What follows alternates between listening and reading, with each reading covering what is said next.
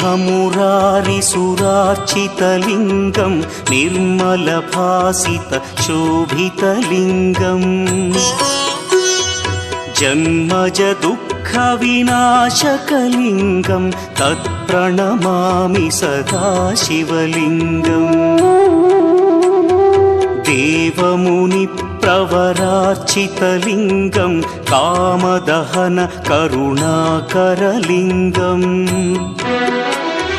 रावणदर्पविनाशकलिङ्गं तत्प्रणमामि सदा शिवलिङ्गम्